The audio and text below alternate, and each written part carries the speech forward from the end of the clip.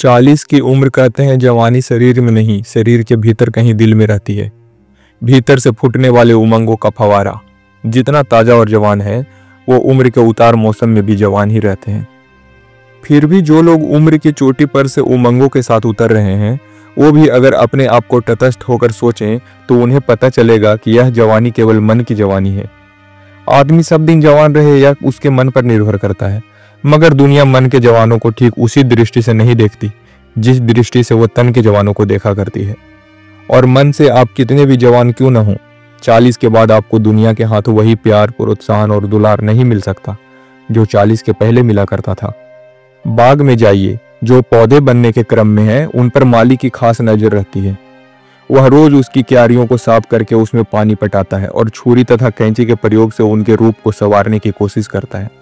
पौधे जरा अल्हड़ होते हैं, वे कभी इस बाह को फैलाकर इधर के पड़ोसी को छेड़ते हैं और कभी उस बाह को फैलाकर उधर के पड़ोसी को, मगर माली उनके सभी नाजों को मोहब्बत की नजर से देखता है और झिड़कने के बदले वह उन्हें पुचकार कर ही ठीक करता है। लेकिन क्या बने हुए वृक्ष भी इस मोहब्बत और पुचकार की आशा कर सकते हैं? देखिए ना उसकी सरपट बनी हुई क्यारियों को। मालूम होता है बरसों से यहाँ ना तो खुरपी के होठ से सुधा छलकी है और ना घड़ों के मुख से संजीवनी। बेचारे बने हुए वृक्ष, पहले ये जो कुछ पा चुके हैं, अब उसकी कीमत अदा करना इनका काम रह गया है। ये आम के पेड़ हैं, पानी अब इन्हें उतना ही मिलता है जो वर्षा के दिन आन गिरता है, और अमृत भी ये उतना ही पा सकते हैं जो चांदनी के कोस से इनके हिस्से आता है। हर भोर और सांझ माली इनकी ओर देखे, इतनी उसे फुर्सत कहाँ। माली की नजर से इसकी नजर अब केवल माघ और फागुन के महीने में मिलती है, जब यह देखने का समय आता है कि आमों में मंजर आए हैं या नहीं, यानी इस साल यह मजदूर फल देने वाला है या नहीं। जर्मन कवि गेटे ने कहा है कि दुनिया नौजवानों को इसीलिए चाहती है कि वो होनहार होते हैं, मगर 40 वर्ष का आदमी तो बहुत कुछ हो गया रहता है, फिर उसे प्यार और प्रोत्साहन देने वाली दृष्टि से क्यों देखे। जो तन से जवान है, दुनिया उनका जुल्म सहकर भी उन्हें प्रोत्साहन देती है, किंतु 40 के बाद के आदमी की चाहे वह मन से जवान ही क्यों न हो, में आलोचना शुरू हो जाती है। यह समय वह होता है जब प्रशंसा और प्रोत्साहन बदलकर उम्मीद बन जाते हैं। इसीलिए संसार 40 के बाद मनुष्यों को देता कम और उससे चाहता अधिक है। अब लोग हमारी टहनियां नहीं गिनते, हमारे पत्तों की हरियालियों से तृप्त नहीं होते, अब वो हमारे फल ही गिनेंगे। और यही वह बिंदु है जहां 40 के शिकार को जीवन में नई दिशा की खोज करनी चाहिए, और वह नई दिशा है आपसे मांगो कम किंतु दान अधिक दो। 40 की उम्र वह रेखा है जिसे पार कर हम उन लोगों के झुंड में जा मिलते हैं जो लेने नहीं देने वाले हैं, जो खाते कम और कमाते अधिक हैं, जो खुद कंधों पर नहीं बैठकर दूसरों को ही अपने कंधों पर बैठाया करते हैं। 20 और 30 वह समय है जब आदमी नई दोस्ती की मिठास और मोहब्बत की रंगीनी से छका रहता है। इस उम्र में आदमी फूलों के कपोले पर टपकने वाली शबनम की आवाज को सुन सकता है और उषा के प्रदेश में जो माधुरी और सौरभ हैं उसे जी भरकर अपने भीतर खींच सकता है। मगर 40 लगते ही नाटक के पर्दे बदलने लगते हैं और यह परिवर्तन आदमी को अच्छा नहीं लगता। इस समय किसी किसी को यह भ्रम भी हो जाता है कि उसके स्वास्थ्य में कहीं कोई गड़बड़ी तो नहीं हो गई है, उसका आमा से कुछ खराब तो नहीं हो गया है, और वह डॉक्टरों से पूछताछ करने लगता है। मगर डॉक्टरों की प्राय एक ही राय होती है कि सब ठीक है, कोई खास बात नहीं, जरा खाने पीने पर ध्यान रखिए। लेकिन खाने पीने से क्या होता है? चाहे जितना खाओ चाहे जितना पियो, 40 के बाद आनंद की दिशा बदल जाती है। मैंने उम्र की तलवार से कटे हुए कितने ही लोगों को झींकते देखा है, लेकिन यह झींकना किस काम का? दोपहरी को ऊषा बनाना कठिन है, और फिक्र करने से तो दोपहरी और भी तेजी से ढलने लगेगी। समय रुकने का नहीं, वो बढ़ता ही जाएगा। और यह भी ठीक है कि ऊषा के जो कर्तव्य और आनंद हैं वो दोपहरी के कर्तव्य और आनंद से भिन्न होते हैं।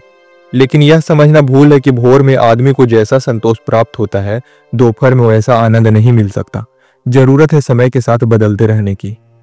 पुराने जमाने के बहुत से लोग आज की दुनिया में झक मार कर जी रहे हैं, क्योंकि आज वो बहुत सी ऐसी बातें देख रहे हैं जो उन्हें पसंद नहीं है और जिन्हें वो बदल भी नहीं सकते।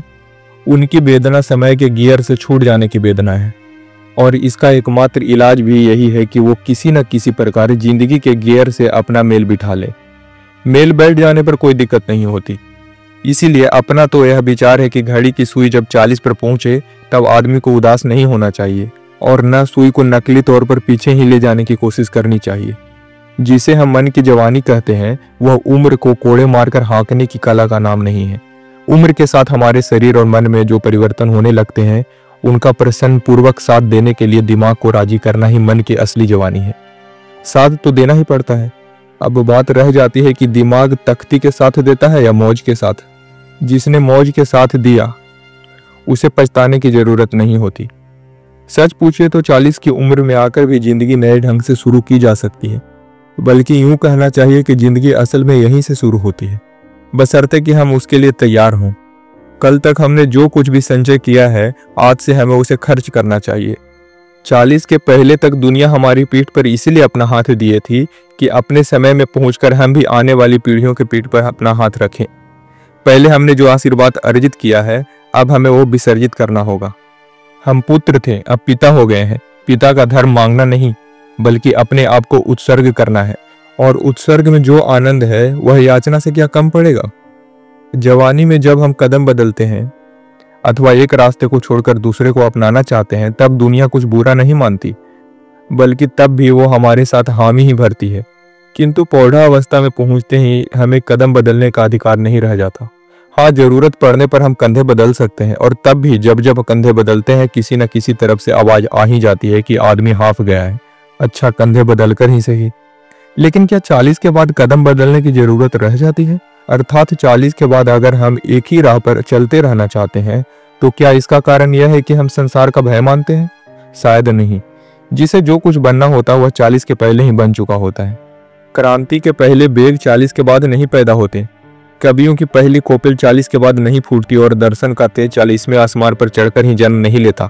हाँ, क्रांति, कविता और दर्शन के जो रूप 40 तक परिपक्व हो जाते हैं, आगे की जिंदगी में उन्हीं का चमत्कार काम करता है। जवानी तो अल्हड़ होती है, और उसमें एक प्रकार का अभिमान भी होता है जो खूबसूरत है, मगर 40 में भी एक तरह का भाव है जिसे हम अहंकार या अभिमान कह सकते हैं। एक बार 40 वर्ष के एक आदमी ने अपनी सभी डिग्रियों को जला डाला। उसने सोचा, अब इन प्रमाण पत्रों को कहां तक ढोता फिरूं? क्या डिग्रियां अभी मेरे रग रेसे में नहीं पच सकी?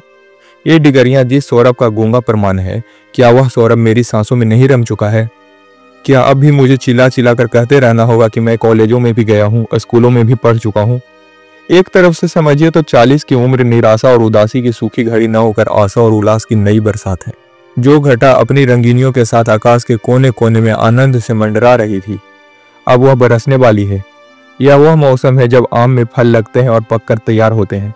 यह ठीक है जब कोयल मंजरियों के कुंज में प्रवेश करती है, तब प्राणों को पागल कर देने वाली सुगंध उसके कंठ से निकलने वाली प्रत्येक पुकार को कविता का उच्छ्वास बना देती है। मगर रसाल जब पककर तैयार हो जाता है, तब उसे चूसने वाले रसक की भी आंखें आनंद की सिरन से बंद हो जाती है। पके हुए फल के भीतर भी एक कविता है, जो सिर्फ सूंघने की वस्तु नहीं बल्कि रक्त में मिला लेने की चीज है। बसंत और शिशिर में कुछ भेद होते हैं, किंतु ऐसा नहीं कि एक के सामने दूसरा कुछ भी नहीं। बसंत की सुषमा और शौक शिशिर के बारीक आनंद से भिन्न होते हैं, फिर भी शिशिर के अपने ही मूल्य हैं। जो इन मूल्यों को समझता है उसे निराशा नहीं होती, मगर जो इनको नहीं देख सकता उसे तो बसंत के नाम पर रोना ही पड़ेगा। 20 की उम्र बड़ी ही अच्छी चीज है, मगर वह तो एक ही बार आ सकती है, और 40 की उम्र भी बड़ी ही बिजोड़ हो अगर लोग इसे चिंता में बिगाड़ न दें कि हम 20 के ही क्यों न बने रहें। समय तो हमारा शत्रु नहीं हो सकता, अपनी प्रगति से हमें संपन्न ही बनाता है। गुलाब पर ऊषा की बूंदों को हम फिर से नहीं सजा सकते, मगर गुलाब तो हमारे हाथ में है।